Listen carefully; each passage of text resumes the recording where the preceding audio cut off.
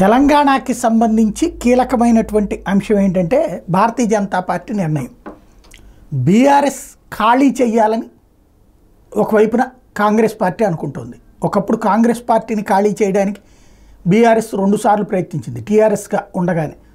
అందులో భాగంగా 2 సార్లు 2014లో గెలిచినటువంటి వాళ్ళని 300 మందిని తీసుకుంది, 2019లో గెలిచిన వాళ్ళని 300 మందిని తీసుకుంది. ఇప్పటికీ 6 ఎమ్మెల్యేలు బీఆర్ఎస్ నుండి ఇటుకొచ్చారు. 39 మందిలో 6 ప్రస్తుతం కాంగ్రెస్ గుటికి చేరున్నారు, 2 ఎమ్మెల్సీలు కూడా చేరున్నారు. ఇంకా మిగతా వాళ్ళ పరిస్థితి కూడా దాదాపుగా అదే రూట్లో కనబడుతుంది. ఇది భారతీయ జనతా పార్టీ మరి అసలు వాళ్ళకి ద్వారాలు తెరవదా జాతీయ పార్టీగా ఉన్నది కాబట్టి అంటే శాసనసభాపక్ష నాయకుడు మహేష్ రెడ్డి చెప్పేది ఏంటంటే రాజీనామా చేసొస్తే తీసుకుంటాం అన్నటువంటిది. ఆ ఒక్క ముక్క చాలు బీఆర్ఎస్ ఊపిరి పీల్చుకోవడానికి, కాంగ్రెస్ పార్టీ ధైర్యంగా ఉండడానికి.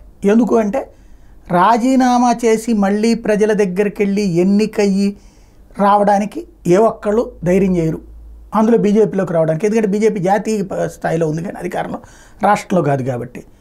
దాంతో ఇక వాళ్ళకున్న ఆల్టర్నేటివ్ కాంగ్రెస్ పార్టీని. కాబట్టి కాంగ్రెస్ ఊపిరి పీల్చుకుంది.